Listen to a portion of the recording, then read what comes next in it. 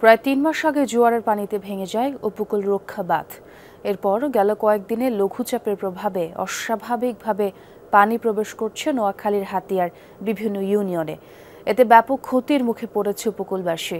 গেল কয়েকদিনে নিয়ম করে ২বার প্লাবিত হচ্ছে চরঈশ্বর, সোনাদিয়া সহ কয়েকটি ইউনিয়ন। নোনা পানি প্রবেশে নষ্ট হচ্ছে ক্ষেতের ফসল ও মাছের ঘের। টেকসই বেড়িবাঁধ নির্মাণের দাবি স্থানীয়দের।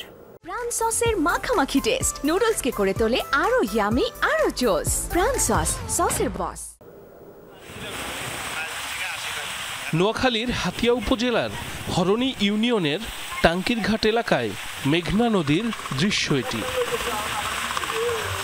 উপজেলার চরঈশ্বর, সোনাদিয়া, নলচিরা সহ কয়েকটি উপকূলীয় ইউনিয়ন রক্ষাবাঁধের বেশ কয়েকটি স্থানের ভাঙা অংশ দিয়ে অস্বাভাবিকভাবে ঢুকছে জোয়ারের পানি। এতে ক্ষতিগ্রস্ত বসতঘর, গবাদি পশু ও ফসলি জমি।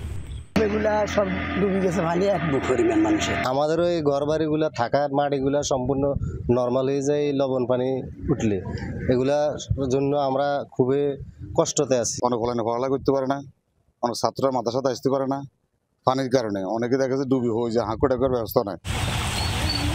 উপকূলবাসীর ভয়ের অন্যতম কারণ নোনা পানি। দীর্ঘমেয়াদী জলাবদ্ধতায় বিপন্ন হয়ে ওঠে তাদের জীবন জীবিকা। নদীতীর রক্ষা করতে টেকসই বেড়িবাঁধ নির্মাণের দাবি স্থানীয়দের।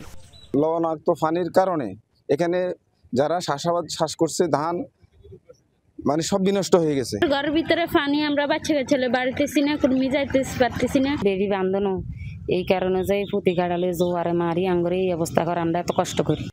পানি উন্নয়ন বোর্ড বলছে চলমান প্রকল্পের আওতায় নির্ধারিত স্থানে নতুন করে নির্মাণ হবে বেড়িবাঁধ।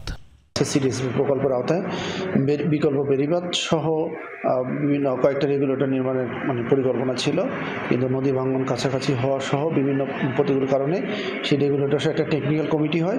পরবর্তী রেগুলেটর নির্মাণ সহ পরবর্তী কার্যক্রম আসলে গ্রহণ করা হবে।